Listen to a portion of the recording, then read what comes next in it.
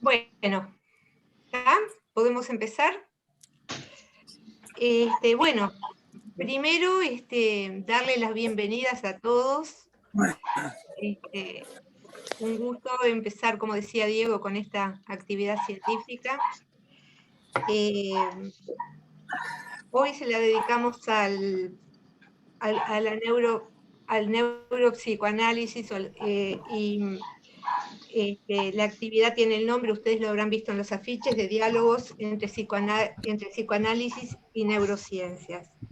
Herejías del neuropsicoanálisis.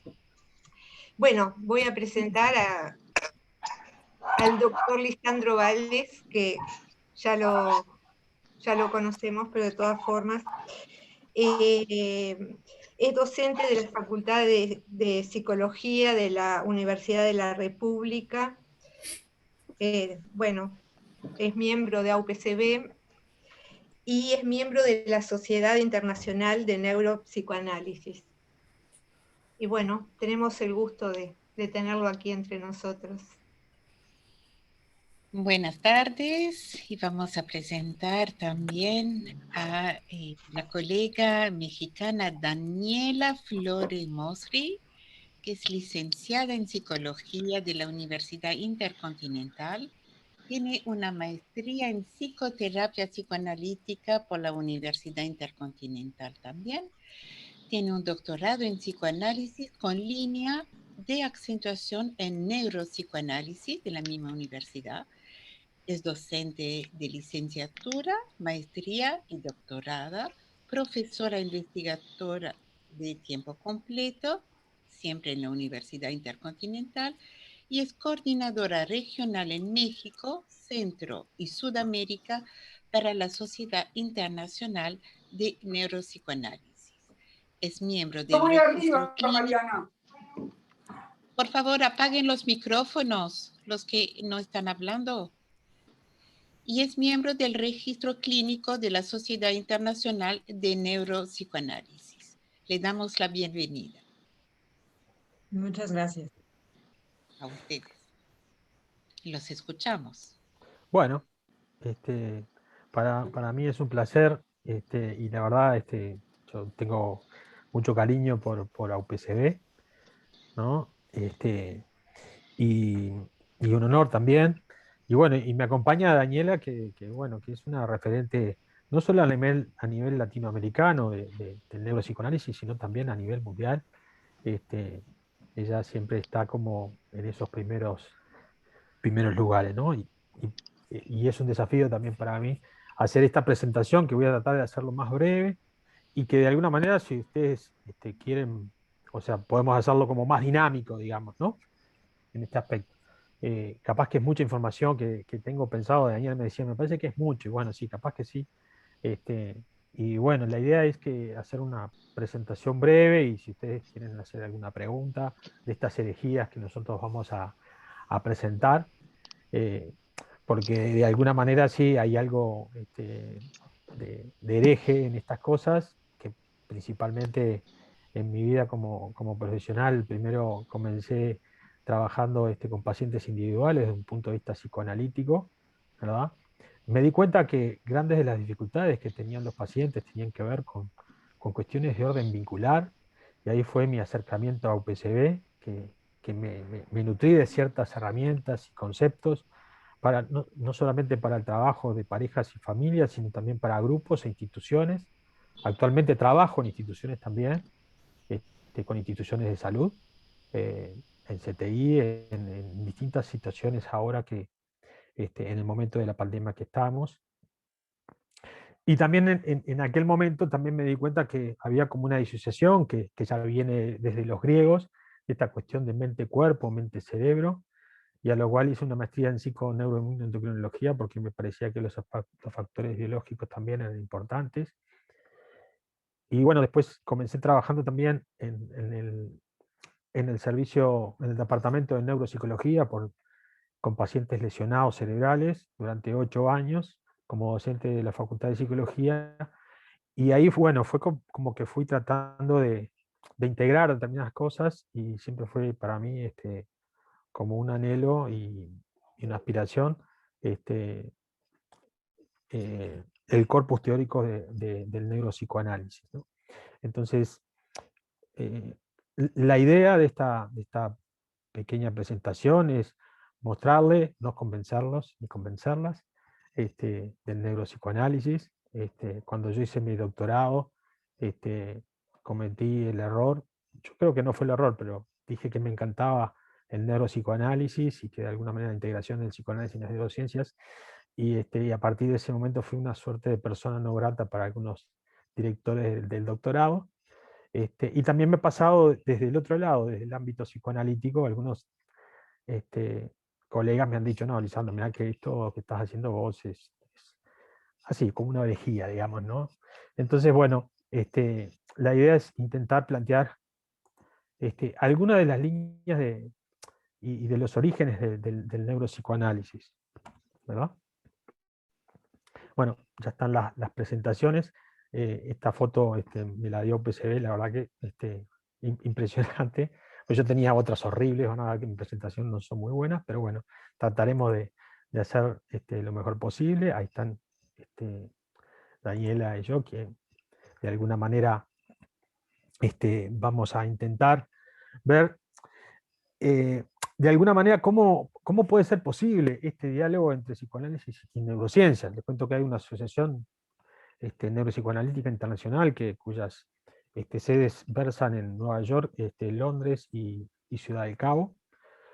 Y de alguna manera hay algunas cuestiones que tienen que ver con los avances que han tenido las neurociencias, principalmente cognitiva, afectiva y social, ¿verdad? Y que han privilegiado el estudio de determinadas cuestiones que, bueno, la pregunta es si es posible este diálogo, ¿no? Ahí les cito a algunos autores, ¿verdad? Y si puede haber un enriquecimiento mutuo de ambas, tanto del psicoanálisis o de las neurociencias. Y para ello me voy a remontar a Freud, evidentemente, porque el neuropsicoanálisis toma a Freud, pero en sus primeros 20 años. Digamos que quizás hasta los años 90 del siglo XIX, ¿no? Freud siempre era neurólogo, como ustedes saben, y tenía una visión como neurocientífica, y que en aquel momento la neurología, la neurociencia, tenía como dos grandes estamentos. Una, la neurología alemana, donde venía Freud, que tenía que ver con una cuestión muy dura, anátomo-fisiológica, y la patología tenía que ver con las cuestiones anátomo-fisiológicas, ¿verdad? Y por otro lado, la neurología francesa, que tenía más que ver, si bien tenía en cuenta estas cuestiones más anatomofisiológicas, tenía en cuenta más cuestiones más de orden clínico, ¿verdad? Sin tener tan en cuenta estas cuestiones anatomofisiológicas. Estas dos visiones integran lo que va a ser el método clínico anatómico, que en el siglo XIX y siglo XX, ¿verdad?, tuvo de alguna manera un epicentro importante. Entonces, en aquel momento, por ejemplo, acá les muestro a Broca, ¿no?, que estaba todo el tema de las afasias, y mediante el método clínico anatómico, Broca dijo, bueno, miren, él tenía unos pacientes que tenían afasia, y decía, bueno, estos pacientes, tenía que tener buena salud, Broca, ¿no?, porque tenía que esperar que los pacientes murieran, ¿no?, para hacer la autopsia. Entonces decía, no, miren, acá estos pacientes, en esta área que está acá, es el lenguaje. Y ahí comienza algo que se llama localizacionismo, que Freud no estaba de acuerdo con esto, ¿no?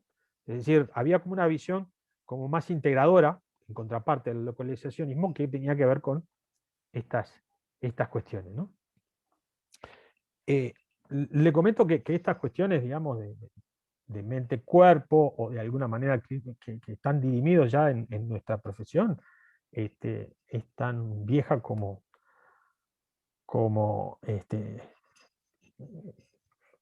la traen los griegos ya de entrada, digamos, ¿no?, en esta cuestión, y hace un epicentro en Descartes, ¿no?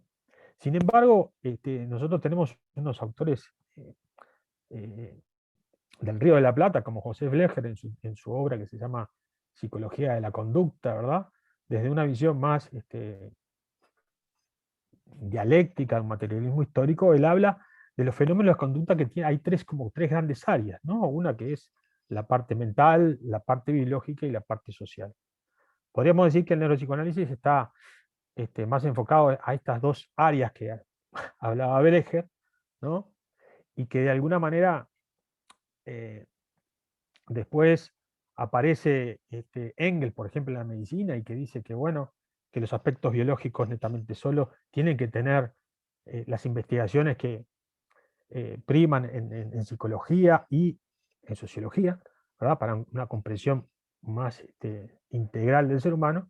Y después tenemos el paradigma de la complejidad de Edgar Morin. Si bien son constructos distintos, cada uno trata de ver una visión como más integral. Lo que pasaba en la época de Freud es que, capaz que estoy hablando muy rápido, ¿no? Pero es que la neurociencia de la... Perdón, Sí, Lisandro, sí, no están pasando las diapos, ¿no? no, por lo menos a mí, no sé ustedes. Perdón. No, estábamos siempre con la primera y me parecía Ah, que con la primera. estabas cambiando, por eso te estoy avisando. Ah, capaz que... A ver, vamos a probar así. Porque me parece que si uno aprieta F5, que es la presentación, a ver,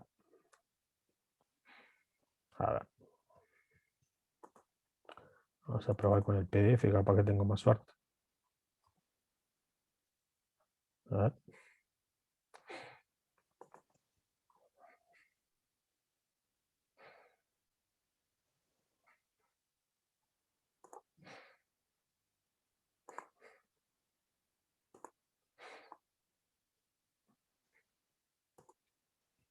A ver.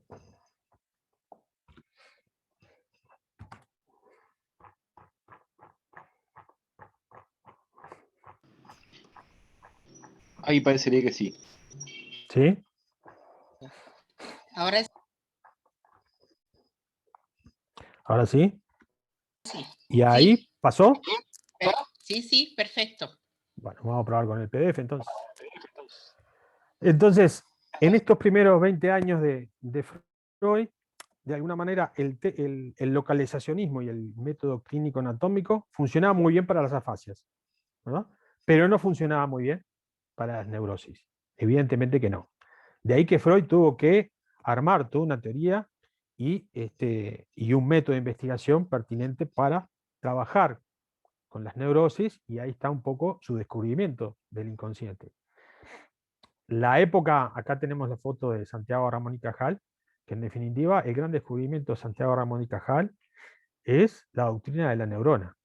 Es decir, que de alguna manera las neurociencias en aquella época tenía que ver con esta estructura anatómica y funcional de lo que es una neurona. Fíjense, de hacer investigación en lo que tiene que ver con la experiencia subjetiva a la teoría de la neurona hay un abismo, digamos, ¿no?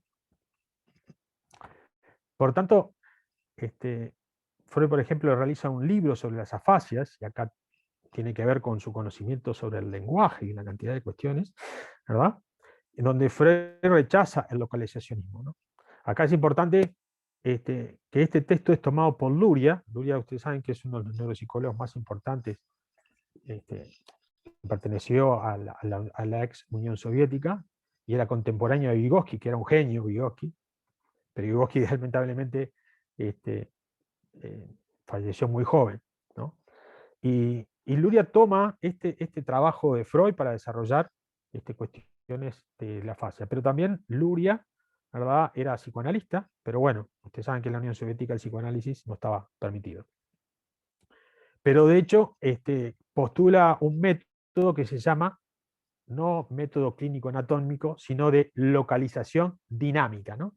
La palabra dinámica, ¿verdad?, tiene que ver justamente este método de investigación que tenía Luria.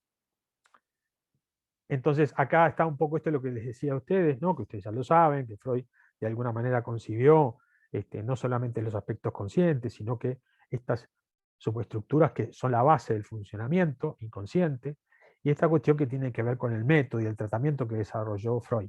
Y que de alguna manera él, a través de su desarrollo, él es consciente que no tiene que ver justamente con estas cuestiones anátomo-funcionales, ¿no? Pero sí, ¿verdad? En cada en distintas partes de la obra. Acá le cito esta obra que es fundamental de Freud, que es El inconsciente de 1915, y algo similar a esto que aparece aquí, aparece, ¿no? Es decir, dice así: es un resultado inconmovible de la investigación científica, que la actividad del alma se liga como, con la función del cerebro como lo hacen con ningún otro órgano. Un nuevo paso, no se sabe cuán largo, nos hace avanzar el descubrimiento del desigual valor de las partes del cerebro y en relación especial con determinadas partes del cuerpo de actividades. El neuropsicoanálisis ha entendido que ese nuevo paso estamos en ese momento porque hay una serie de investigaciones y de elementos neurocientíficos que permiten de alguna manera hacer este mix, por así decirlo, ¿no? Freud siempre tuvo una visión neurocientífica y evidentemente que no podía correlacionar lo que él estaba viendo, ¿verdad? Las funciones y estas cuestiones del aparato psíquico, ¿verdad? No podía de alguna manera correlacionarlo con el cerebro o con alguna actividad. Pero sí lo hace en otro lugar, que él le llama tópicas, ¿verdad? Y ahí está un poco todo lo que tiene que ver con las tópicas freudianas. Es decir, que hay un lugar, ¿verdad? Pero es un lugar tópico, ¿no? Y él dice, bueno, esto no tiene que ver con cuestiones fisiológicas. Los grandes avances que tiene la ciencia hoy tienen que ver, por ejemplo, con la electroencefalografía, es decir, que permite la investigación de aspectos dinámicos de la actividad cerebral. El método de localización dinámica que yo les mencionaba de Luria, es decir, la cuestión no es que una función está en determinada parte del cerebro, ¿no? Sino que hay una manifestación dinámica de determinadas estructuras del cerebro que tienen que ver con una o varias funciones, ¿verdad? Y por otro tenemos el auge de las neuroimágenes, ¿no? Las neuroimágenes estructurales que tienen que ver con ver la estructura y de alguna manera si hay alguna lesión o cómo está el desarrollo de determinada área cerebral. Y por otro lado, las funcionales, es decir, que se puede ver, localizar, cuando de alguna manera ver la actividad dinámica del sistema nervioso cuando se está haciendo alguna tarea o alguna, o alguna actividad en vivo. Esta técnica, evidentemente, que tiene muchas limitaciones y que no me voy a exponer esto porque sería como otra cuestión, ¿no? Pero que de alguna manera no es como la época de Freud, que había que esperar a que el paciente falleciera para hacer una autopsia, por ejemplo, ¿no? Es decir, u otros métodos. ¿Qué es lo que intenta hacer el neuropsicoanálisis?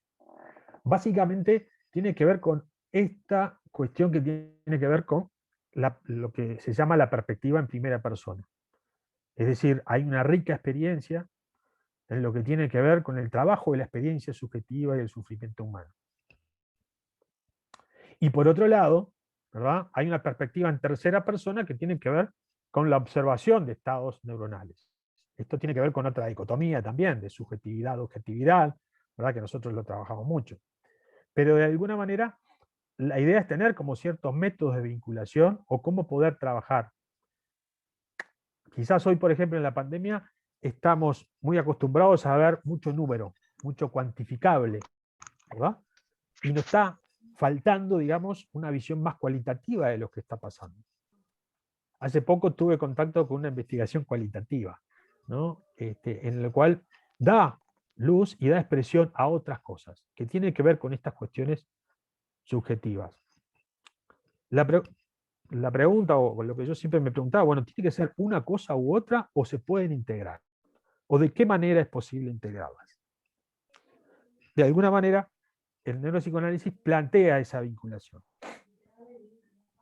Eric Kandel, por ejemplo, premio Nobel en medicina, al igual que Freud, vivía en Viena, en la época de los nazis, lo que pasa es que es menor que Freud, ¿no? Pero siendo judío tuvo que emigrar, ¿verdad? Se salvó del holocausto. Y una de las cosas que él quería hacer era justamente localizar en el cerebro dónde estaba el yo y el ello y el superyo, en los años 50 y 60, ¿no? su maestro le decía, no, Eric, estamos muy lejos, dice, recién estamos escuchando la neurona. ¿No? Entonces, bueno, Eric Kandel es famoso por sus desarrollos en lo que tiene que ver con los descubrimientos, en sus trabajos sobre la memoria, ¿no? Entonces, se plantea bajo esta idea que, bueno, que los neurocientíficos, de alguna manera, toman y pueden abordar las complejidades del psiquismo y estas cuestiones de la experiencia subjetiva, ¿verdad?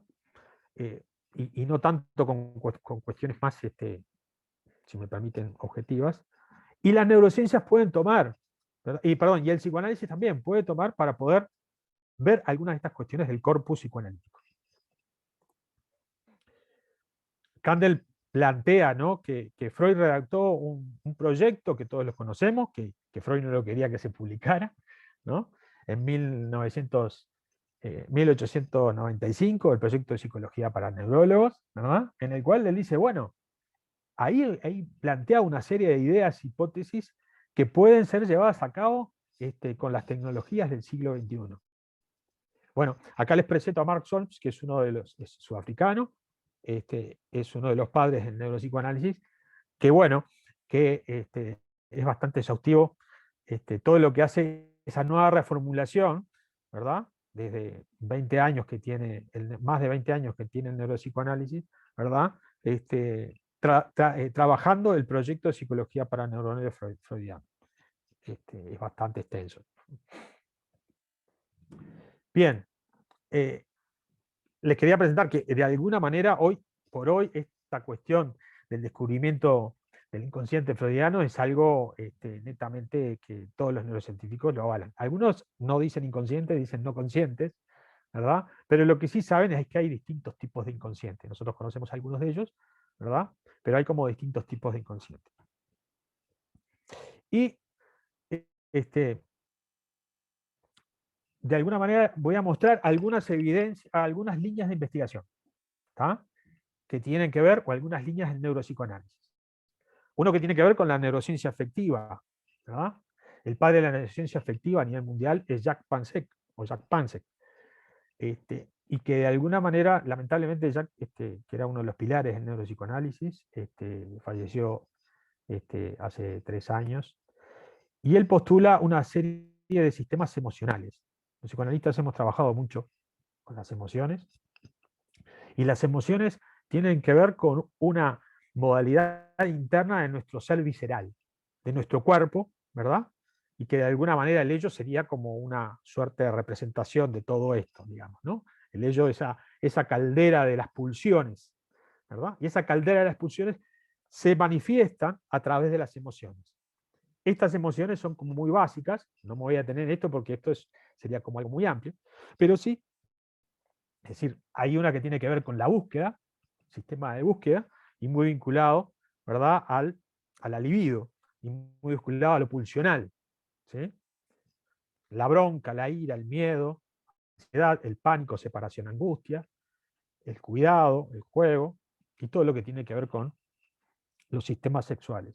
Les presento a esta psicoanalista que se llama Ariane Bazin, que es belga, y que es psicoanalista lacaniana, ¿verdad? Y a su vez doctora en biología.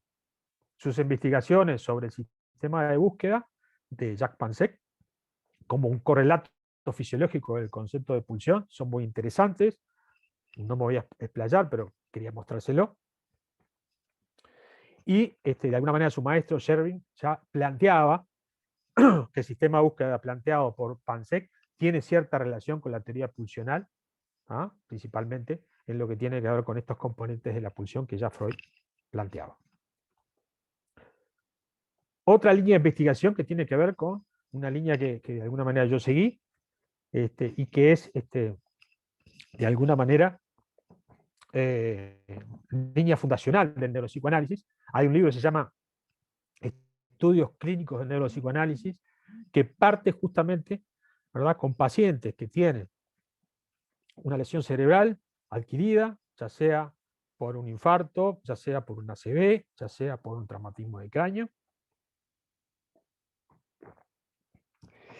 Y bueno, de alguna manera Esto permite el acceso a la experiencia subjetiva de los pacientes, ¿verdad? Y para realizar observaciones directas sobre determinados correlatos metapsicológicos en un enfoque válido, digamos, ¿no? En esto me encontré yo en el hospital de clínicas, con pacientes traumatizados en encéfalo craniano. Había una cuestión del trabajo con el paciente en lo que tiene que ver, por ejemplo, a dificultades en la memoria, en la atención, funciones ejecutivas. Pero es sumamente importante la experiencia subjetiva que está teniendo el paciente, lo que está sufriendo, las distintas transformaciones, las pérdidas que tiene, lo que implica desde el punto de vista vincular del paciente. Digamos, imagínense a alguien que es referente afectivo de una familia o referente económico o el lugar que ocupa en una familia y pierde ese lugar, ¿verdad? Por tener un traumatismo de cráneo, por un accidente, un siniestro de tránsito o una ACV. Y bueno, ahí el trabajo con la experiencia subjetiva para mí y para otros autores es fundamental antes de trabajar y armar un plan de rehabilitación, ¿verdad? Algunas de las líneas que se estuvo trabajando, por ejemplo, en la neurodinámica de los sueños, a través del método de localización dinámica, se postula que, por ejemplo, el carácter regrediente de los sueños, postulado por Freud, y se cuestiona un poco el concepto de censura. Pacientes con deterioro de la autoconciencia, los pacientes con dificultades de autoconciencia, es decir, tener conciencia de nuestras propias dificultades, no solamente con pacientes lesionados, sino con cualquier paciente, son pacientes difíciles, digamos, si nosotros no tomamos contacto con lo que nos está pasando. Ahí hay un desarrollo y hay una hipótesis sobre la defensa y sobre determinadas cuestiones que están vinculadas a un trabajo de Prigatano, y nosotros hicimos algunos desarrollos. El trabajo con pacientes amnésicos. Cuando nosotros trabajamos con un paciente, los procesos transferenciales, ¿verdad?, se instauran, ¿verdad?, en determinados prototipos, y que de alguna manera tienen que ver con nuestras vivencias anteriores, es decir, con los episodios que tuvimos. La memoria episódica tiene que ver con los episodios de nuestra vida, ¿verdad? Entonces, ¿cómo trabajar con pacientes amnésicos donde de alguna manera no saben, ¿verdad?, a qué hora se levantaron, cómo vinieron, ni quién soy yo? Y ahí se pone en relevancia todo lo que tiene que ver con memorias de orden implícito o afectivo. Y este es un trabajo que estamos realizando con Daniela, ya hemos realizado otro, que tiene que ver justamente, hay una postulación de determinadas áreas del cerebro que tiene que ver con la energización. Es decir, con las pacientes que tienen falta de iniciativa por una lesión cerebral. Pero también la falta de iniciativa no solamente tiene que ver con pacientes que tienen lesión cerebral. Y bueno, ahí nuestra investigación tiene que ver con la función energizante del yo, muy vinculado a lo que Freud ha trabajado con la catectización, digamos, de las representaciones y de los objetos.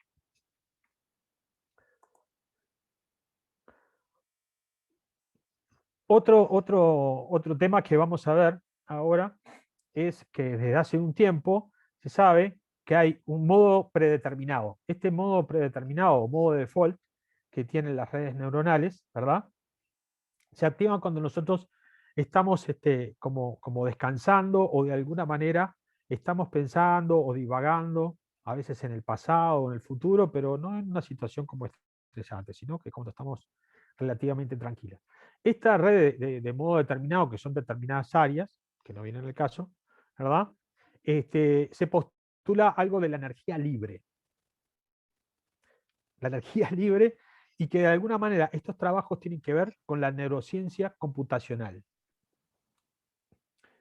Uno de los trabajos importantes y de los autores es Carl Friston, ¿verdad?, que es un neurocientífico que ha postulado estas cuestiones del modo predeterminado y el concepto de energía libre, y que de alguna manera ha tenido un impacto en la neurociencia computacional, sino también a nivel filosófico y de otras áreas.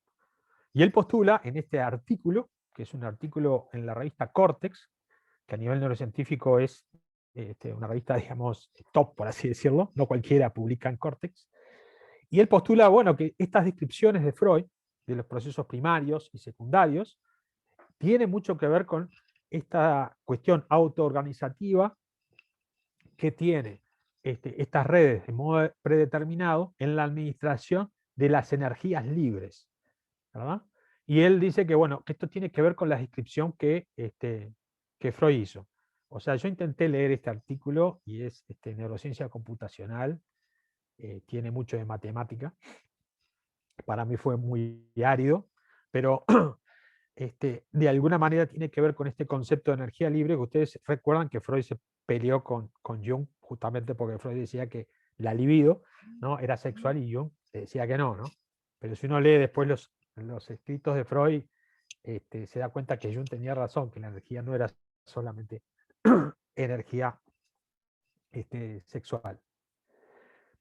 Bueno, ahí describe una serie de cuestiones que son como muy interesantes Carl Friston, ¿verdad? Y es un técnico, un neurocientífico de las ciencias duras, por así decirlo, y él trae esta cuestión, es muy interesante este artículo, pero bueno, se los dejo. Y por último, mostrarles rápidamente algunas investigaciones que tienen que ver con los procesos de memoria y psicoterapia, ¿no? Un proceso de la memoria, nuestra memoria principalmente episódica, es codificada, es decir, nosotros tenemos un evento y se codifica en el lenguaje, y se almacena, y luego se recupera. Lo que nosotros estamos viendo ahora, algo se va a consolidar, y es lo que vamos a recordar.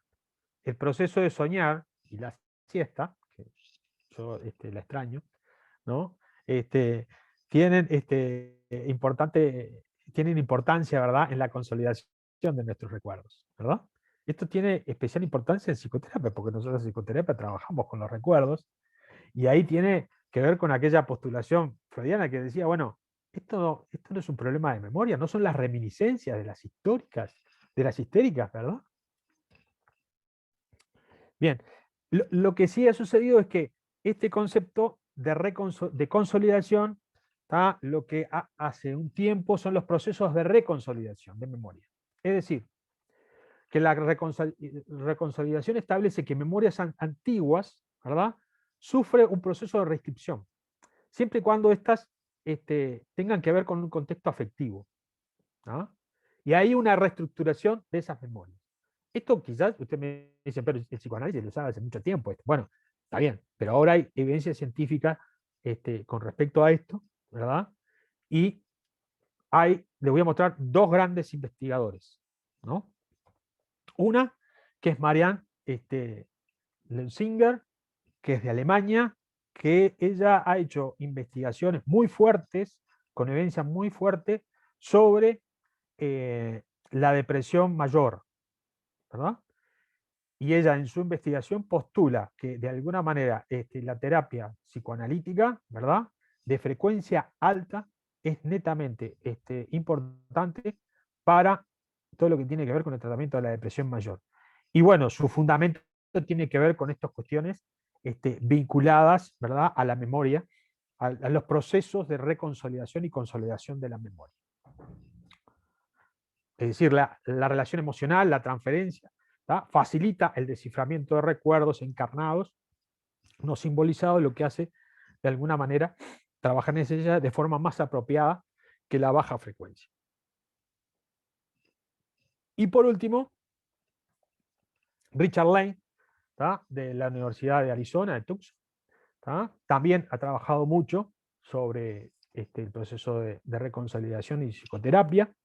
Bueno, bien como los yanquis siempre ellos ponen todo con pasos y etapas, bueno, ellos plantean que de alguna manera la actualización de recuerdos previos a través de un proceso de reconciliación que incorpora nuevas experiencias emocionales.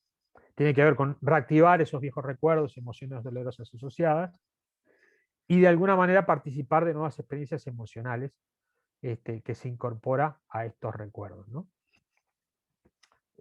Hugo Bleichmann ha planteado algunos métodos con respecto a esto que plantea Richard Lane. Lamentablemente Hugo Bleichmann también falleció hace poco, ¿no? Y plantea algo similar a lo que dice Richard Lane. Lo único que Richard Lane de alguna manera tiene una evidencia empírica y muy fuerte. Capaz que fui demasiado expositivo y demasiado rápido, ¿no? Pero mi idea era tener un espacio como de intercambio y darle la palabra a Daniela.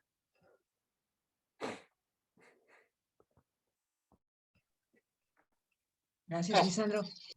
¿Cuánto tiempo quieres que comente? Por las preguntas y... No sé. Ustedes díganme, porque uno puede hablar horas de estos temas, entonces es mejor si me dicen. Y quizás, Daniela, si te parece bien, algunos comentarios como titulares, ¿no? Como grandes líneas, a ver si luego esas líneas pueden ser retomadas y intercambiadas con el público. Y ahí ustedes pueden seguir desarrollando.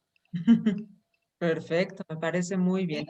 Entonces voy a tratar de hacer justamente unos breves comentarios para ampliar la exposición muy buena, muy sintética que nos ofrece Lisandro. Creo que destacas realmente los temas principales de neuropsicoanálisis. Cuando hablamos de neuropsicoanálisis, hablamos de un campo dialéctico, estamos hablando que cada uno tiene su parte, cada uno se dedica a cosas distintas, pero tenemos puntos claramente donde convergen. Entonces, esos puntos son quizá lo más importante o lo más interesante para establecer un método dialéctico. Entonces, cuando tengo hallazgos de un lado y tengo producción del otro, naturalmente lo que quiero es ver dónde coinciden, dónde hay discrepancias y dónde francamente puede haber paradojas. Entonces, eso me parece a mí quizá lo más emocionante de esta parte de neuropsicoanálisis. Como decía Lisandro, creo que no es necesario convencer a nadie, ¿no? Ni neurocientíficos, ni gente en psicoanálisis, sino simplemente saber que hay un campo intermedio en el que estamos dialogando y quien quiera ser naturalmente bienvenido, ¿no? Eso creo que será lo más importante. Y hace algunos meses, en diciembre del año pasado, presentaba yo una ponencia con la Asociación Psicoanalítica Mexicana, precisamente que el título era "Sin neurociencias no habría psicoanálisis". Entonces, bueno, hicimos un recorrido histórico muy importante, tratamos de ver varios de estos temas en la parte actual, pero precisamente creo que el trabajo como neurólogo de Freud de 20 años es lo que nos tiene reunidos con este tema hoy. Para mí decir neuropsicoanálisis resulta un poco redundante en la medida en que no habría un psicoanálisis si no tuviéramos los principios de la neurociencia. Tenía que ser un neurólogo posiblemente el que hiciera el psicoanálisis y no podría haber sido alguien más. Entonces, me parece relevante que Freud se preguntara qué pasaba con el aspecto subjetivo cuando podía haberse dedicado a la neuroanatomía dura de escuela alemana. Bueno, fue a dar a Francia, está con Charcot, y entonces Lisandro nos cuenta todo lo que le pasó a Freud allá, ¿no? Que todos conocemos cuando menos un poco. Bueno, ¿cómo actualizamos este diálogo? Creo que en muchas formas, pero quizá los pacientes neurológicos son los que nos ofrecen una evidencia contundente para revisar qué ocurre con los pacientes no neurológicos. Estos pacientes neurológicos de los que Lisandro nos hablaba, mucho de su trabajo, muy afortunado, y es interesante porque, bueno, quizá el caso más famoso, tal vez el más famoso, es que hay otro muy famoso, ¿no? Pero bueno, de los pacientes neurológicos sea un señor que se llamó Phineas Gage. Y este señor trabajaba, bueno, construyendo vías de ferrocarril y trabajaban con explosivos, entonces a él le bota el explosivo y le atraviesa una barra de metal totalmente caliente, hirviente, la cabeza, ¿sí? Entonces, bueno, le hace una diagonal y cruza por esta parte que llamamos corteza prefrontal, en particular el cuadrante ventromedial de la corteza prefrontal. Un caso extraordinario porque al ir la barra tan caliente, cauterizó la herida. Entonces, a pesar de haber sido atravesado en la cabeza, el señor se levanta, le preguntan quién es, soy Phineas Gage. Entonces, bueno, todos piensan como esto es impresionante, él pudo haber muerto realmente, y está hablando, sabe quién es, sabe dónde está. Dijeron, no hay ningún daño, por lo tanto, podríamos pensar, pues los frenólogos estaban equivocados. Básicamente, no hay nada de relación entre el cerebro y la mente. pero fue todo lo contrario. Este caso lo que nos expone son cosas realmente impresionantes. Sí, él estaba íntegro, él realmente siguió una vida hasta edad avanzada, pero lo más interesante de esto fue que cuando la gente que lo conocía empezó a tratarlo después del accidente, decían, es que ya no es él, ya no es Gage, ¿no? ¿Y esto por qué pasaba? Él, de ser una persona, según las descripciones, muy amable, tremendamente cortés, muy prudente, lo que ocurre con él después de este accidente es que se volvió totalmente desinhibido, decía lo que pensaba, no podía realmente controlar estos impulsos espontáneos que todos tenemos, claro, pero bueno, para eso tenemos funciones inhibitorias que nosotros llamamos personalidad. Entonces la gente que lo conocía básicamente refería, ya no es su personalidad, ya no es él.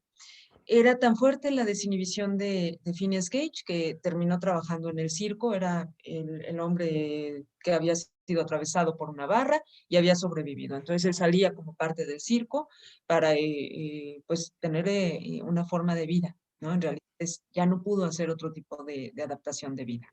Entonces, cuando tenemos este tipo de correlatos, que podemos contar muchos casos parecidos, nos damos cuenta que nuestra mente realmente es nuestro cerebro. Entonces, eso tiene, creo, dos vertientes. Creo que a quienes están más en la parte biológica les debe interesar qué ocurre con los aspectos subjetivos, y creo que a los que estamos más en la parte subjetiva nos debe interesar qué pasa con la parte biológica. ¿Por qué? Porque están inextricablemente unidas. En esa medida, hay muchos problemas epistemológicos.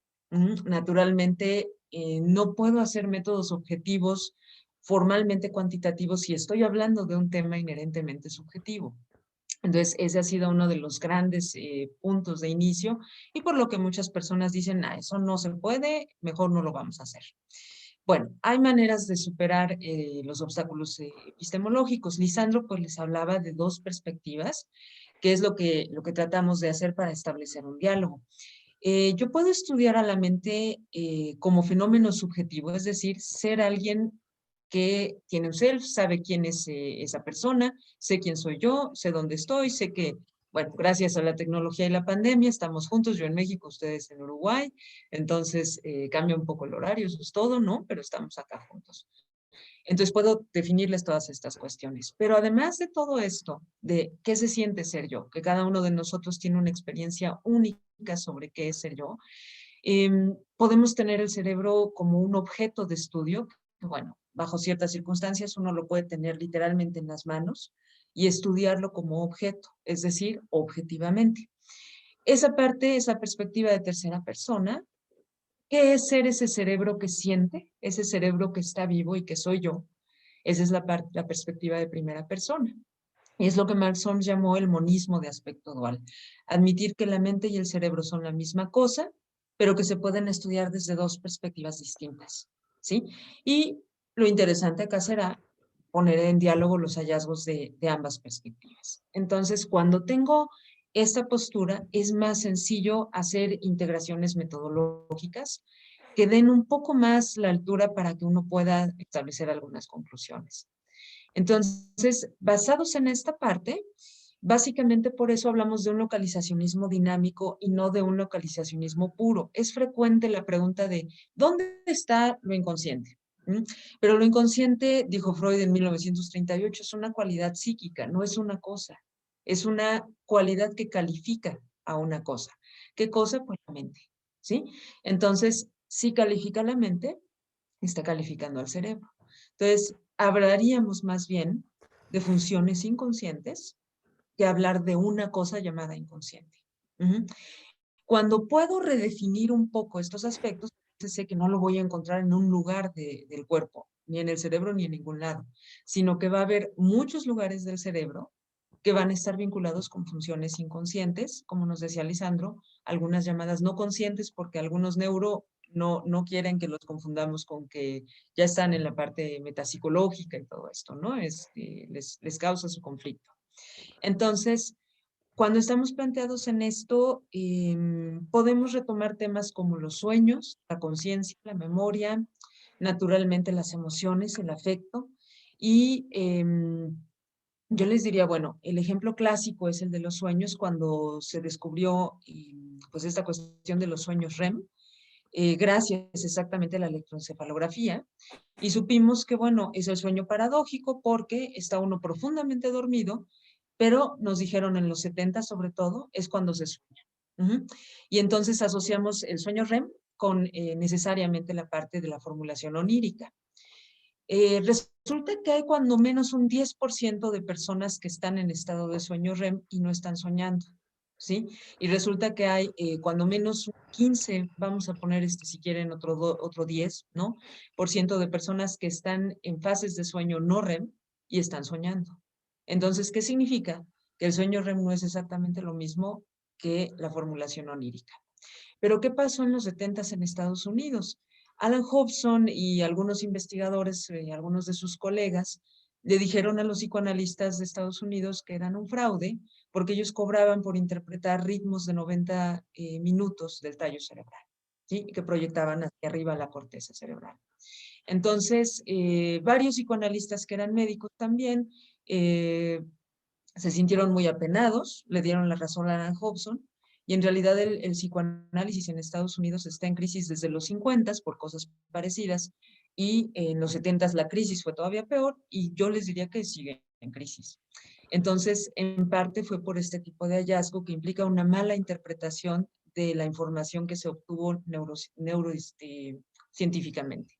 Entonces, bueno, ¿qué fue lo que ocurrió? Llegaron los 90, llegó Mark Solms, demostró que el sueño REM no es lo mismo que soñar, y entonces trató de explicar los mecanismos que producen los sueños a nivel neuropsicológico. ¿Qué fue lo que aportó? Que todos los sueños realmente están motivados. Se activa una red que nosotros llamamos sistema de búsqueda desde la neurociencia afectiva de Jack Panksepp, y que podríamos llamar neuroanatómicamente más neutral, la vía mesocórtico-mesolímbica de dopamina, que empieza en la parte alta del tallo, en área tegmental ventral, proyecta hacia el núcleo accumbens, con una cantidad de liberación de dopamina muy alta.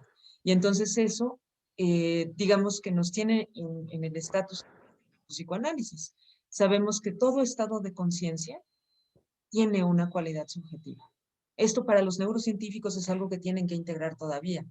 Para nosotros es como decir, ¿eso en qué afecta con mi trabajo? ¿Eso de qué sirve?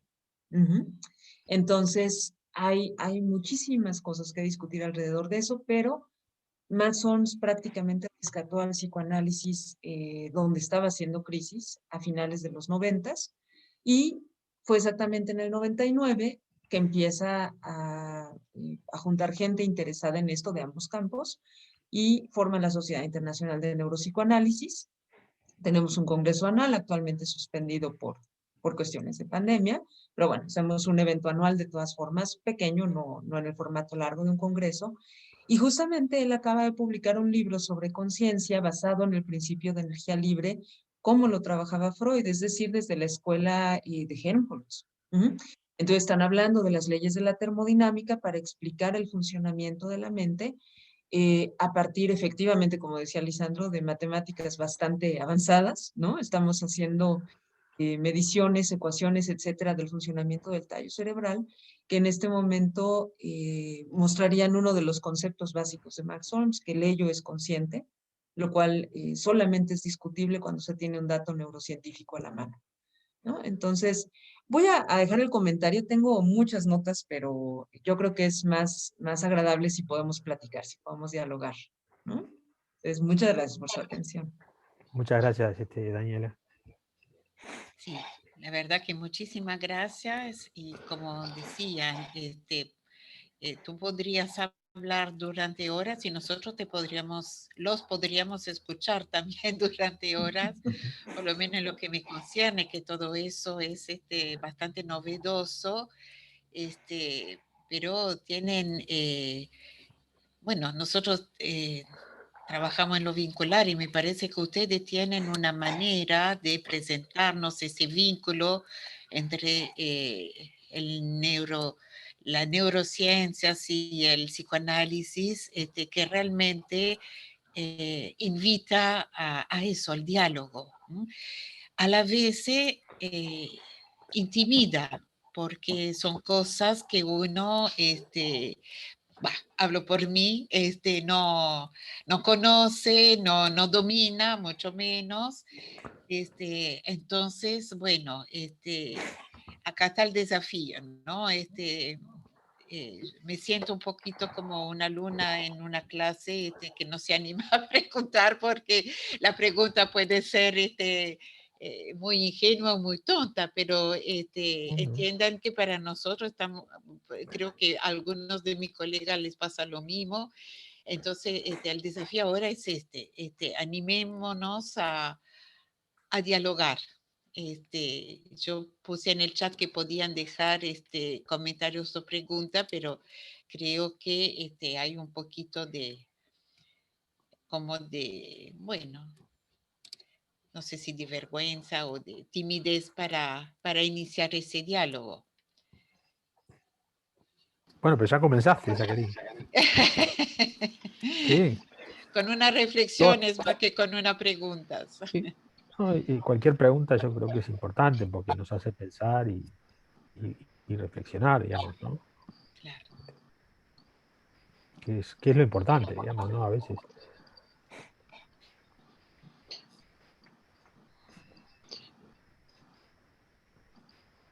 O pueden resaltar algún tema que les interese, no tiene que ser pregunta, ¿no? Puede ser una inquietud. Diego, te veo con ganas de hablar. Sí, yo quería preguntar, en realidad, si pueden relatar alguna experiencia concreta. Me parece que acercándonos a las clínicas, nos acercamos a un territorio como más en el que de repente podemos sentirnos más cercanos.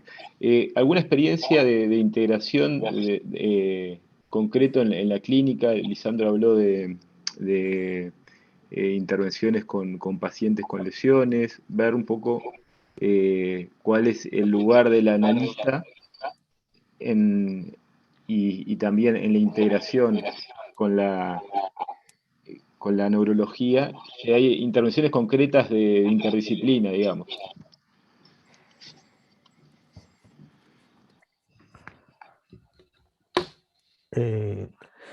Sí, con respecto a pacientes lesionados cerebrales, lo que se intenta hacer por lo general es un plan de rehabilitación. Entonces, para mí, el concepto de reestructuración, ¿verdad? Que va a tener el paciente es como importante. Entonces, idealmente, en un proceso en un plan de rehabilitación, tiene que integrar los técnicos, ¿no? Neurólogo, neuropsicólogo, psicólogo, asistente social, terapeuta de familia, ¿verdad? Para trabajar con la familia. Y bueno, si hay otro tipo de patologías que tienen que ver con el movimiento, ¿no? Fisioterapia, en fin. Pero también a ese equipo tiene que estar integrado la familia, el paciente, para poder diagramar un proceso de rehabilitación. Y a veces es como uno de los desafíos que yo tuve es trabajar con pacientes amnésicos, es decir, pacientes que llegaban a la consulta, no sabían a qué hora se habían levantado, ni que habían desayunado, ni si habían venido en taxi o en ómnibus, y no sabían mi nombre tampoco, ¿no? Ahora, sin embargo, cuando el paciente venía, tenía una sensación de confort y como que me conocía, ¿verdad? Es decir, no es que empezamos de cero. O sea, empezamos de cero formalmente, ¿no? Yo me presentaba, soy Lisandro, él se presentaba, pero seguíamos trabajando. Y había una sensación como que nos conocíamos hace tiempo. Claro, tenía que ver con que habíamos tenido ya varias sesiones, ¿no? En ese proceso es que se instala un proceso transferencial y trabajamos mucho tiempo. Entonces, ahí hay algo de lo que decía Daniela que tiene que ver con este conocimiento que nos permite ver que la transferencia, ¿verdad? Y los procesos transferenciales, ¿verdad? Estas cuestiones que tienen que ver más con cuestiones de orden implícitas, es decir, de la memoria implícita y afectiva, son como la base donde discurren los demás procesos. En criollo, estas relaciones tienen más que ver con una cuestión empática, tienen más que ver con esta cuestión de los afectos que Jack Pansen desarrolla, ¿no? Entonces, en definitiva, ¿verdad? Quizás es más importante para el desarrollo de los procesos transferenciales estas cuestiones de orden afectiva, ¿verdad? Y no tanto lo que se habla, porque lo que se habla es como que se va perdiendo, ¿no? No hay proceso de consolidación. Eso, para mí, con pacientes individuales, para mí es fundamental. Y, por ejemplo, en el trabajo con instituciones, yo sigo mucho a un autor que se llama Bion, que ustedes lo conocen, ¿verdad?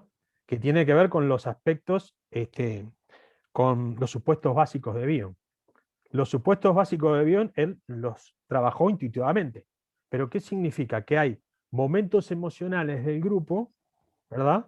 En donde prima estas cuestiones emocionales de ataque y fuga, ¿verdad? De emparejamiento, que no permiten laburar, por otro lado, ¿no? Es decir, en el caso de Bion sería al revés, que no permiten laburar, que no permiten el grupo de trabajo, ¿verdad? A mí me parece que esa es una de las cuestiones como importantes, ¿no? Como para poder visualizar en estas dos cosas. Otro aspecto es lo que estamos trabajando con Daniela, que tiene que ver con la energización desde el punto de vista neuropsicológico y neurológico. Los pacientes lesionados frontales tienen como 3 grandes categorías. Una de ellas es la energización. Es decir, son pacientes que son apáticos y están y no tienen iniciativa por nada. Parece que están deprimidos, ¿no? ¿Qué pasa, por ejemplo, en la enfermedad de Alzheimer o en algunos procesos neurodegenerativos o en Parkinson, ¿verdad? Que está el paciente apático, ¿verdad? No está deprimido, que muchos le llamaban depresión blanca. Lo que nosotros estamos viendo es que esto tiene que ver justamente con determinados procesos que Freud hablaba, ¿verdad? Vinculado a la catetización de las representaciones y los objetos, que están vinculados a determinadas áreas cerebrales. La experiencia nuestra implica que para el trabajo de estos pacientes, lo que yo he visto en mi experiencia, y eso sería una segunda etapa de lo que estamos haciendo con Daniela, ¿verdad? Para trabajar esta cuestión de la falta de iniciativa en estos pacientes, pero en pacientes no lesionados cerebrales, y eso ya también, tiene que ver con un trabajo subjetivo de lo que le está pasando, ¿verdad? Y también con un trabajo de la acción y de las funciones ejecutivas. La potenciación de estas dos cosas permite trabajar con los pacientes. Entonces, cuando yo tengo un paciente que tiene poca iniciativa, de alguna manera trabajo los aspectos subjetivos, ¿sí? Pero también trabajo a ver si el paciente se puede mover, se puede hacer otras cosas, ¿no? A ver si el paciente puede hacer determinadas actividades, ¿no? Que a veces es un poco difícil, digamos, ¿no? Pero bueno, en esas dos líneas, según lo que trae Prigatán, estoy poniendo como algunos ejemplos de que de alguna manera estas cuestiones que tienen que ver con el conocimiento o la investigación en pacientes lesionados cerebrales también nos sirven para entender un poco, ¿verdad? Y tener herramientas para con pacientes no lesionados cerebrales y de orden normal, entre comillas, ¿no? Que no tienen lesión cerebral constatada.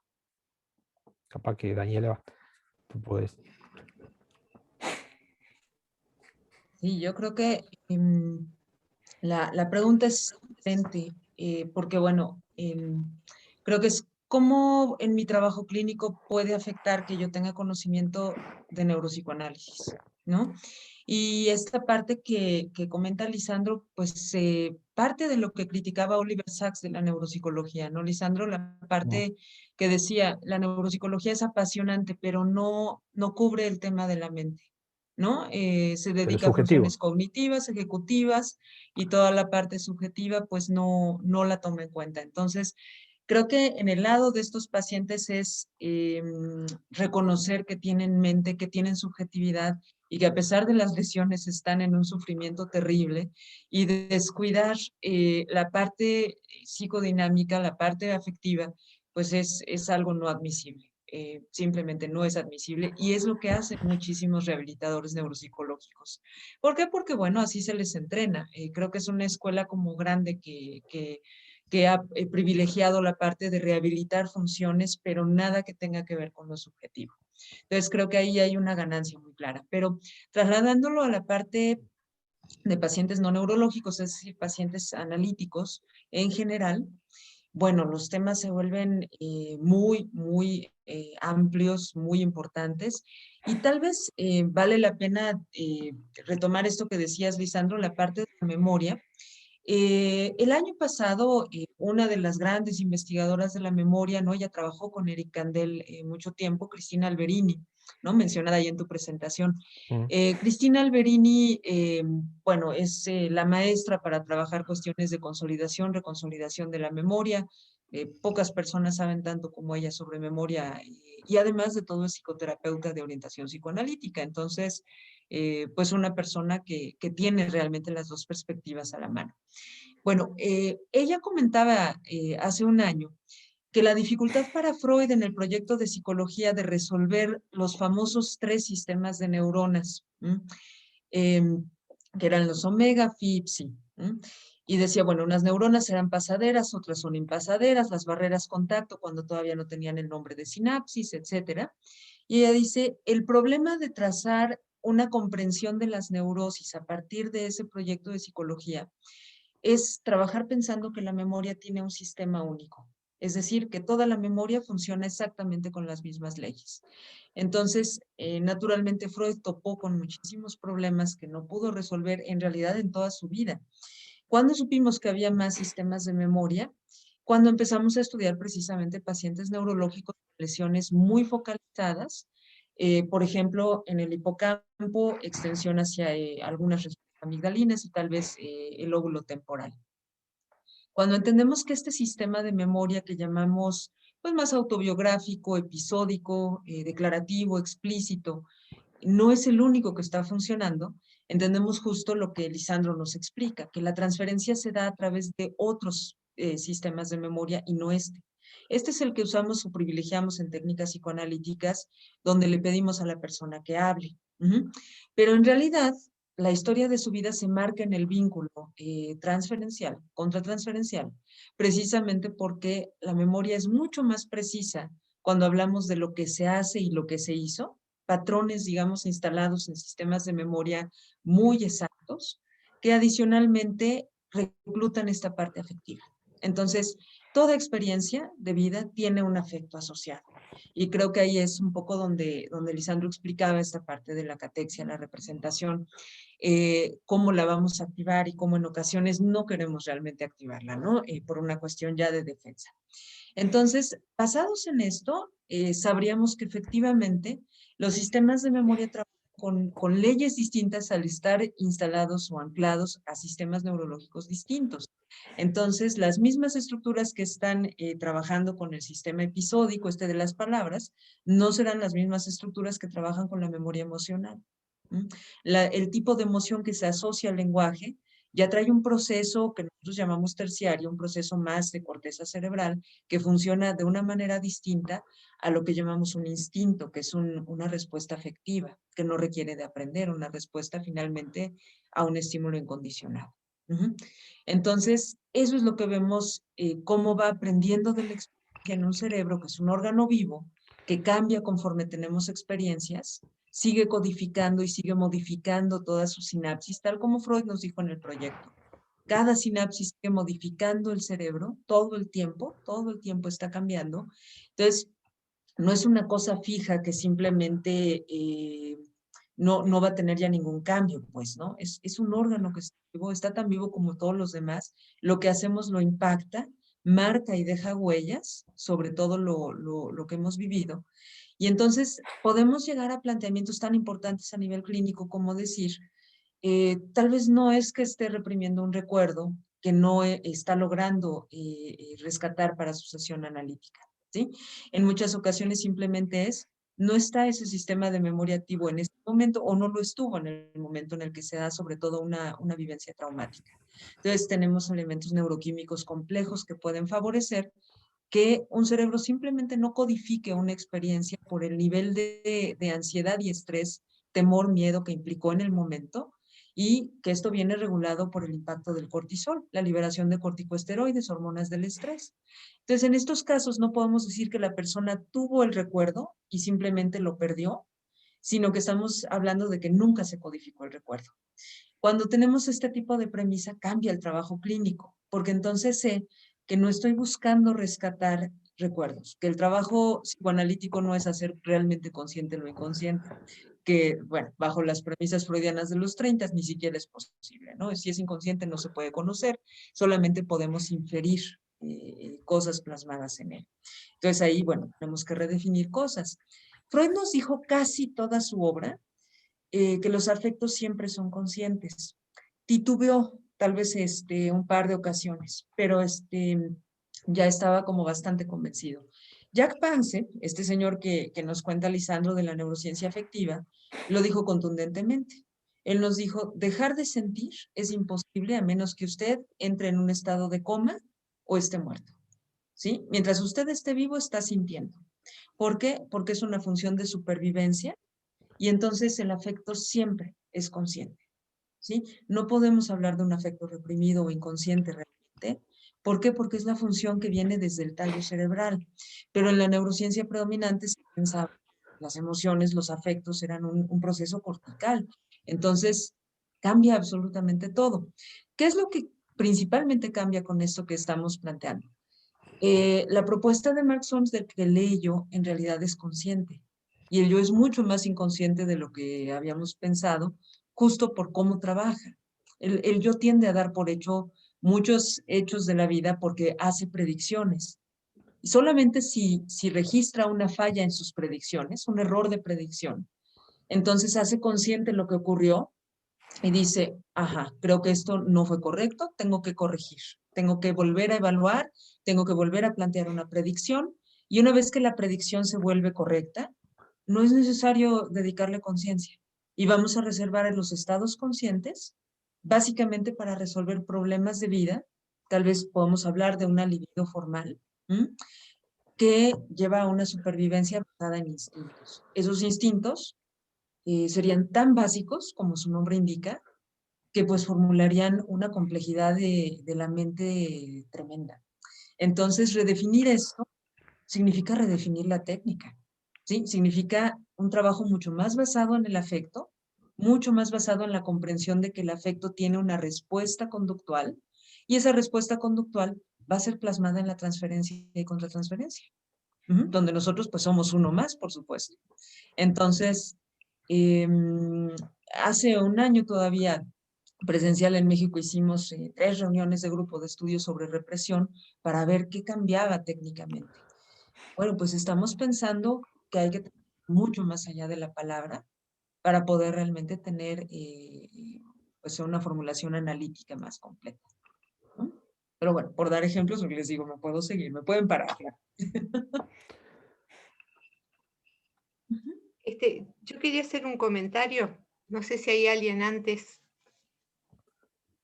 ¿no? No, ustedes me hicieron pensar en una situación clínica, en una paciente con la que hace un tiempo ya que estamos trabajando, y bueno, ha venido recordando y de alguna manera trayendo aspectos, memoria de su historia, y llegamos a un punto en el cual ella no puede hablar. Entonces me dice que siente un montón de emociones y de emociones diferentes, pero que no puede hablar de ellas, ¿no? Y sí lo que me dice, me habla de sensaciones corporales, como una electricidad que le recorre el cuerpo, tratando, digamos, de darme alguna idea porque no puede asociar las sensaciones, sabe que tiene que ver con cosas vividas, pero no puede ponerlas en palabras, ¿no? Entonces, escucharlos a ustedes me ayuda mucho a pensar que no tengo por qué, o no tenemos por qué pensar que eso tiene que ver con una represión, ¿no? Exacto. Sino que viene por otro lado. Quería compartir esto nomás con ustedes, que realmente me está haciendo pensar mucho. Gracias, Ana.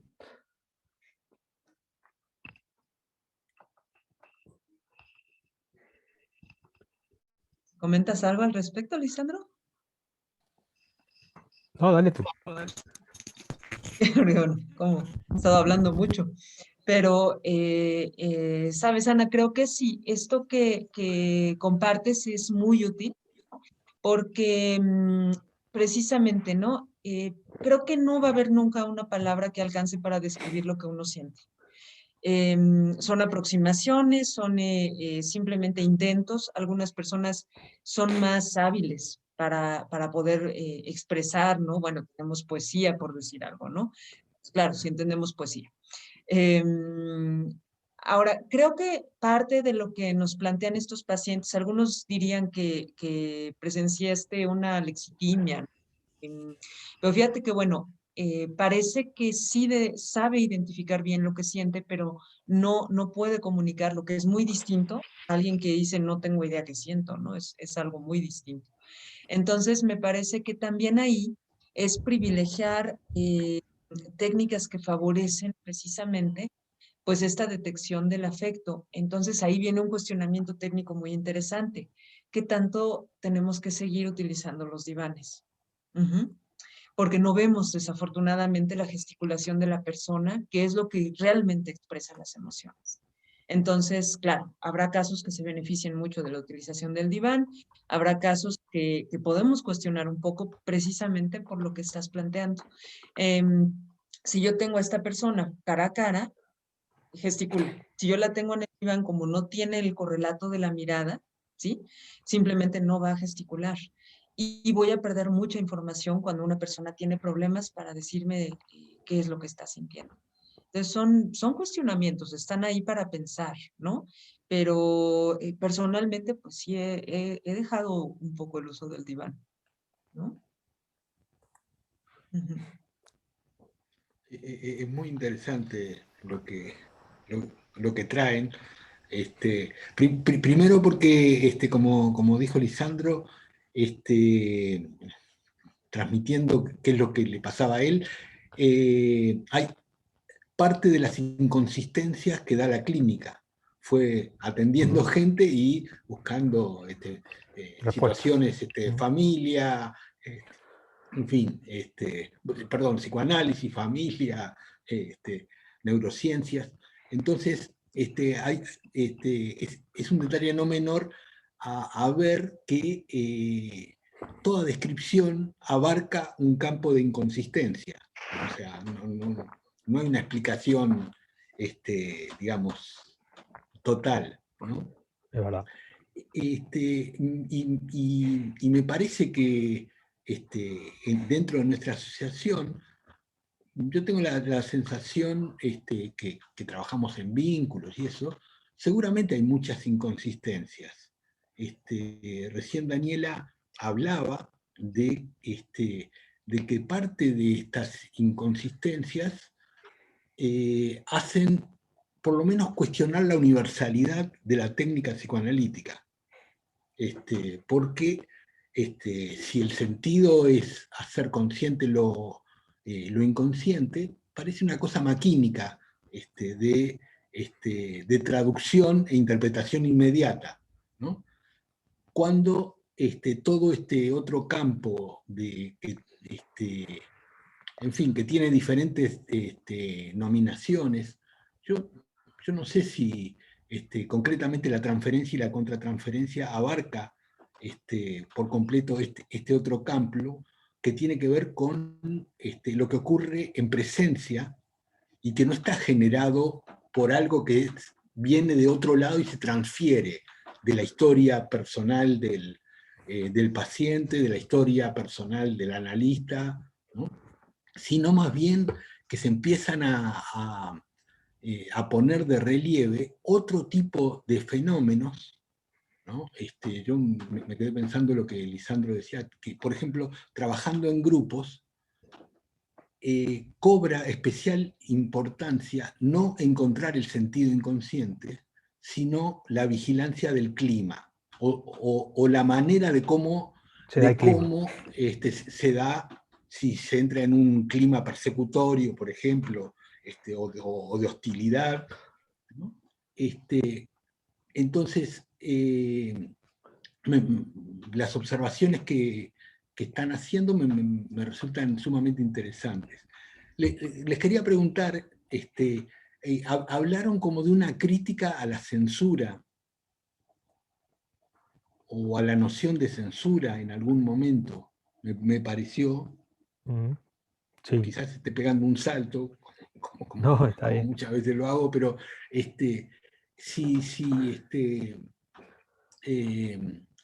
concretamente, ¿qué aspectos inconsistentes de la técnica psicoanalítica y de las postulaciones, sobre todo me parece de las postulaciones universales, no quita la validez de el trabajo de hacer consciente lo inconsciente, no es anulatorio, o yo lo escucho que lo que ustedes dicen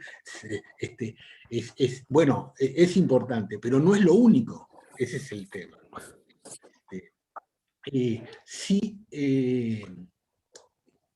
Si pueden detallar, si se les ocurre, detallar qué otros aspectos de inconsistencia encuentran con relación a determinadas posturas psicoanalíticas.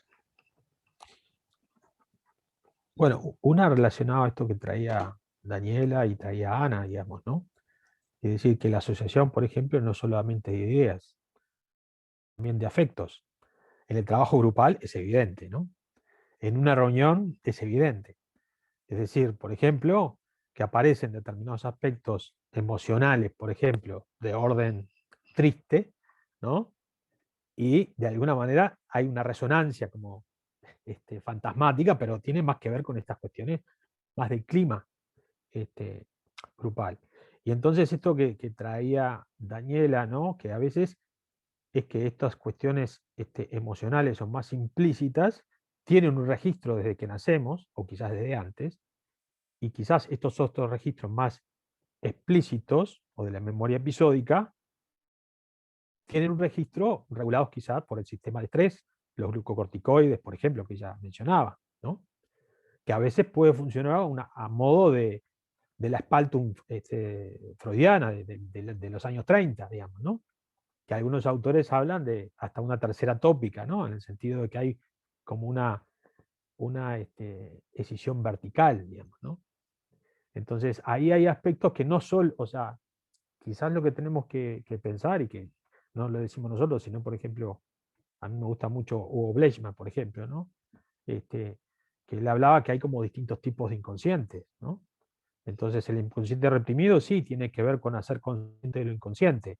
Ahora, el inconsciente de las identificaciones, el inconsciente que tiene que ver con los vínculos, el inconsciente que tiene que ver con lo escindido, ¿es igual?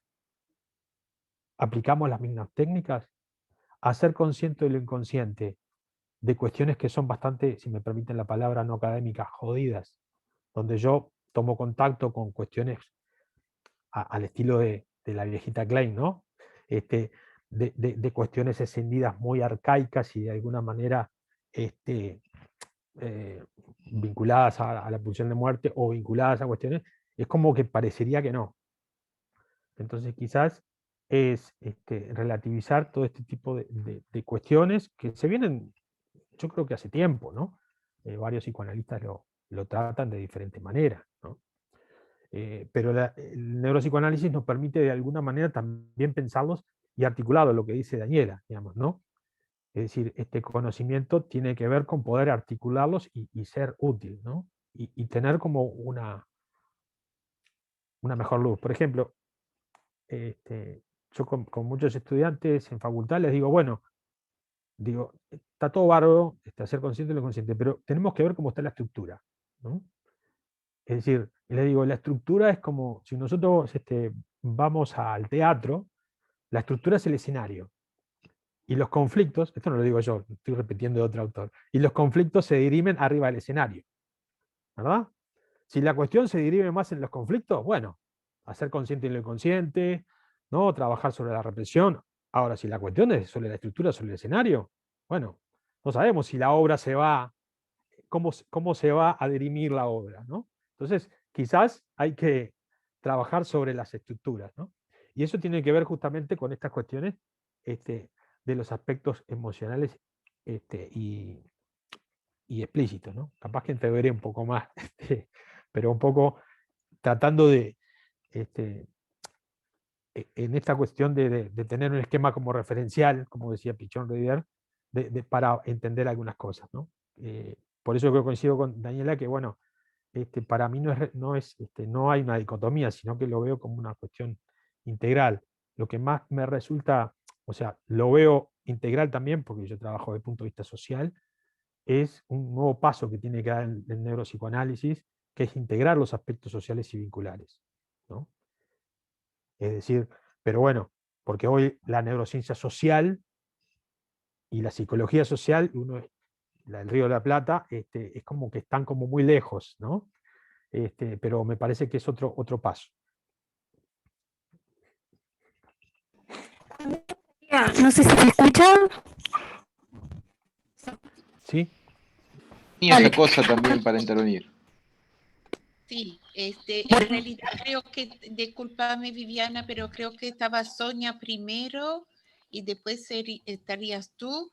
Y si quedan otras preguntas, le pedimos que la vayan escribiendo en el chat porque estaríamos llegando al final de nuestro encuentro. Entonces ganamos tiempo de esta manera. Sonia, tenés la palabra. Muchas gracias. Bueno, les agradezco a ambos. Han sido maravillosas las exposiciones, sin lugar a dudas, pero muy desafiantes. Yo pensaba cuando los escuchaba, quizás desde un terreno más llano, me tocó trabajar muchos años en CTI, en cuidados paliativos, muchas veces integrando equipo con neurólogos y viendo qué importante es cuando nos podemos vincular, cuando nos podemos comunicar y cuando nos podemos poner a hacer preguntas. Me sentí terriblemente identificada en este terreno del vínculo, de la pregunta, de pensar lo traumático sin querer ponerlo tan en lo organizado, tan en lo localizado. Si bien es cierto que después de más de 30 años de ejercicio, también sabemos que hoy hay imágenes que nos devuelven muchas cosas que antes nos preguntábamos y no sabíamos dónde estaban, pero igual sigue habiendo muchas preguntas que nos hacemos. Desde lo traumático, en esta imbricación que tú decías, Daniela, me parece tal cual, de lo traumático físico, por llamarlo de una manera quizás muy corriente, y de lo traumático afectivo también. Porque cuando nos tocó trabajar en otros espacios más referidos a lo que tiene que ver con hechos traumatizantes en el trabajo de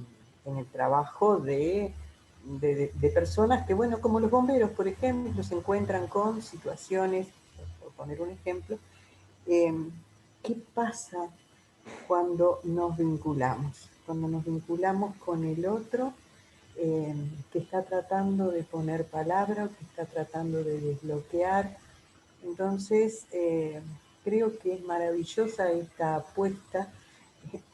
Obviamente, sin comparar, me sentí también muy identificada cuando Lisandro decía, pero cuando yo pensaba estas cosas o decía estas cosas, también sentía que había un otro que no me entendía o que quizá notara que lo que estaba haciendo era como subversivo, como...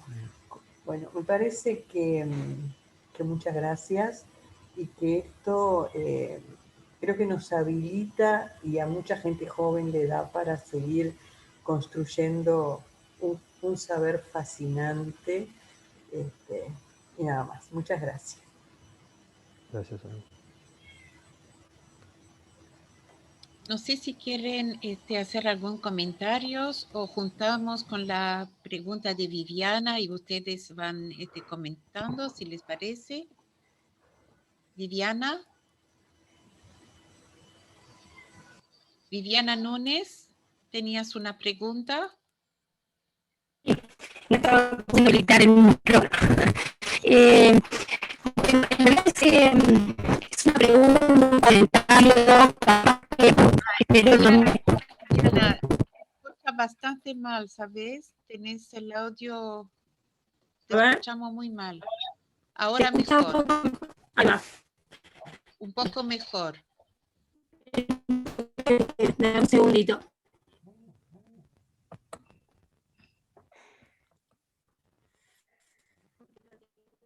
Mío y... Ahora sí, ¿no? Viviana, intenta apagando el video a ver si se recibe mejor el audio. Así te podemos escuchar. No, apagaste tu micrófono, tienes que apagar tu cámara a ver si entonces el audio mejora.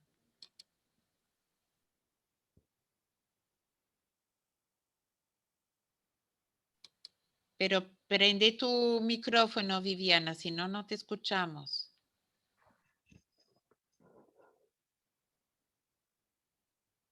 Daniela, no sé si tú tenés que retirarte. Bueno, a ver, ahora sí. Ahora sí.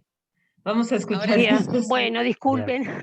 Adelante. No, en realidad, a mí lo que me gustaría así comentar y escuchar, porque a mí lo que me inquieta desde hace un tiempo es las posibilidades de promoción de salud que implica todos estos nuevos como hallazgos, digamos, ¿no? Y em, en realidad todo lo que tiene que ver, por ejemplo, lo que hablaban de la memoria relacional implícita y lo que es el psicoanálisis relacional, que de alguna forma, yo conozco poco de esto, pero en realidad un poco remite a estos avances de la neurociencia, ¿no? Está como en el soporte de todo esto, está nuestro sistema nervioso central y todo lo que allí pasa, ¿no?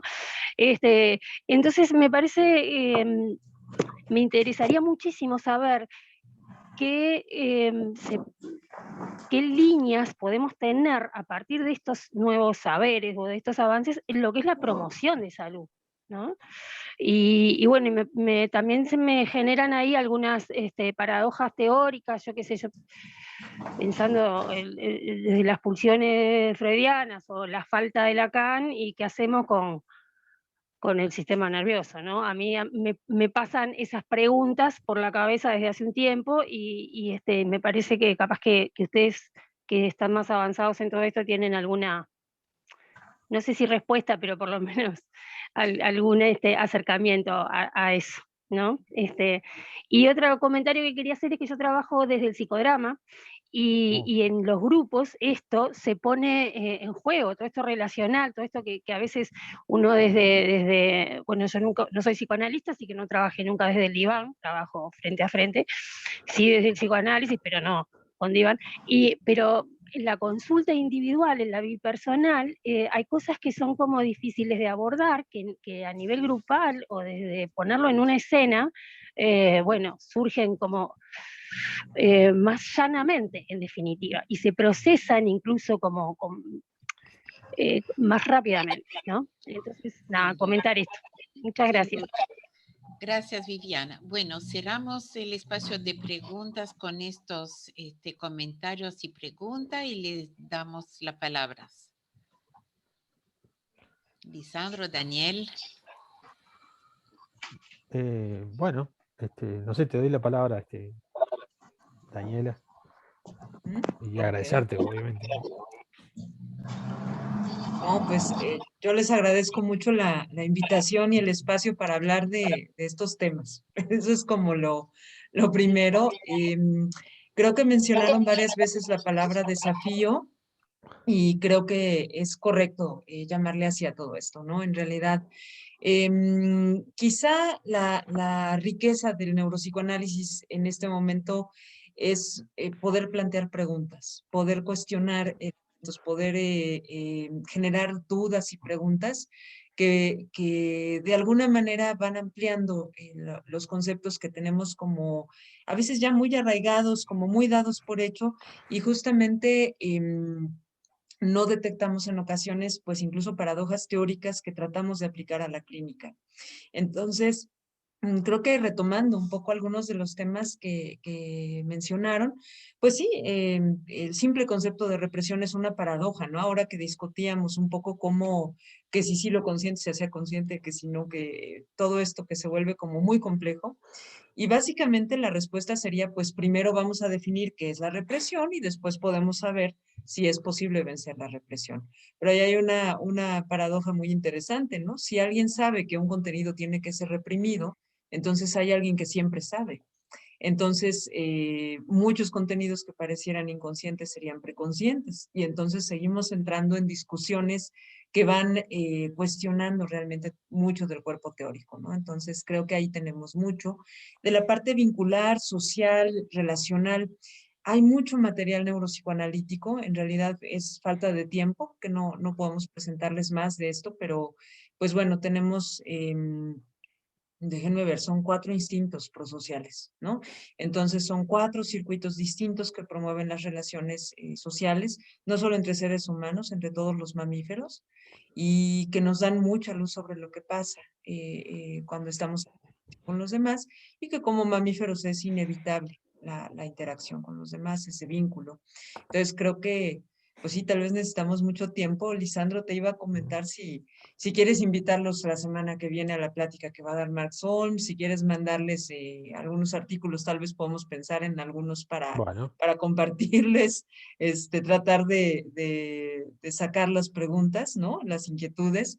Y naturalmente también si gustas darles mi correo electrónico, en fin, o sea, yo encantada de estar aquí con ustedes platicando de esto, que nos den este lugar para poder dialogar con ustedes. Muy, muy interesante. Esta última parte me gusta más que nuestras presentaciones, ¿no? Porque estamos platicando con ustedes. Entonces, por mi parte, pues muy agradecida por la invitación. Con Lisandro, pues trabajar un placer, ¿no? Y bueno, pues de verdad, gracias por la oportunidad. bueno, muchas gracias, Daniela, por acompañarnos. Y la verdad, muchas gracias a todos y todas por este espacio, ¿no? Un poco comentarle a Viviana que muchas gracias por tu, o sea, comentarte que hoy presenté a Ariane Bazán, que es psicoanalista lacaniana, ¿no? En la presentación hay una serie de bibliografías importante, ¿verdad? Y Ariane Bazán trabaja desde el punto de vista neuropsicoanalítico todo lo que tiene que ver con el goce, ¿verdad? Y el impulso, y las pulsiones, es bastante importante, ¿no? Que me salvó Ariane Bazán, les cuento, porque yo doy un curso en la Facultad de Neuropsicoanálisis y tenía una serie de compañeros lacanianos y bueno, me salvó bastante, digamos, ¿no? En ese aspecto, ¿no? Y bueno, quedaron un poco, no complacidos, pero por lo menos era interesante. Y bueno, muchas gracias, Daniela, por acompañarnos y sí, estamos a la orden y les pasaremos algunos trabajos, ¿sí? Sin duda, ¿no?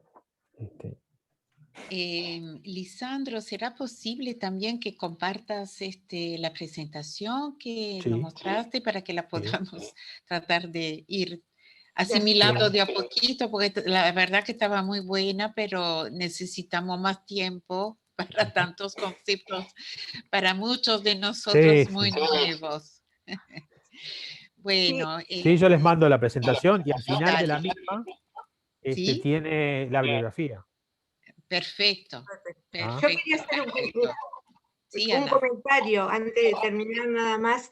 Bueno, agradecerles por los aportes, pero además también agradecerles por sacudirnos un poco y sacarnos de la comodidad de lo que ya conocemos, mostrándonos que hay otras cosas inquietantes para, para pensar y para abrirnos. Eso nomás.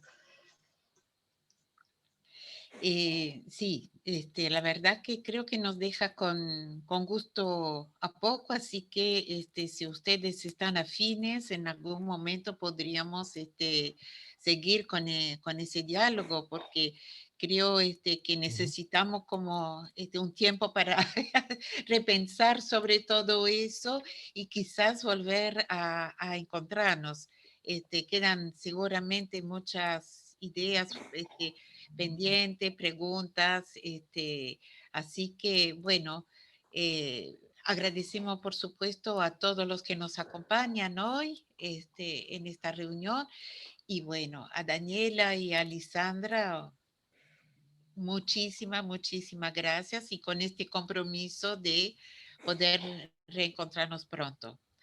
Antes de dejarnos, le queremos pasar un pequeño anuncio. Daniela, ¿sabes que en Uruguay los 20 de mayo tenemos una fecha conmemorativa referida a los desaparecidos, la marcha por los desaparecidos? Que con ese tema de las pandemias, ya el año pasado se hizo de otra manera, y este año también. Y a UPCV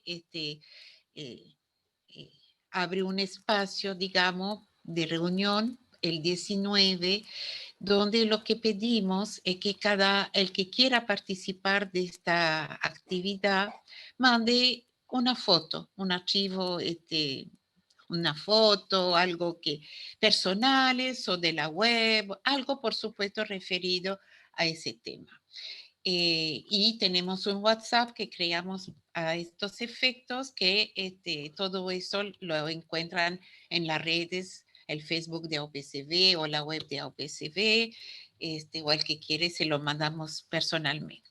Así que no quería dejar de pasar esta invitación para todos aquellos que nos quieran acompañar ahí.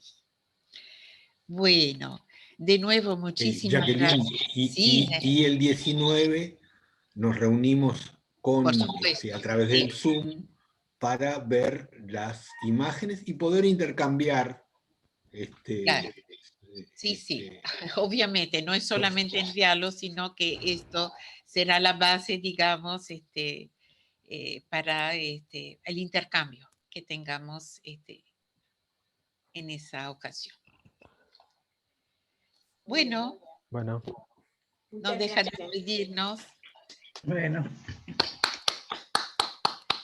La verdad que bravo. Muchas gracias. Gracias a ustedes. Gracias, hasta luego. Hasta luego.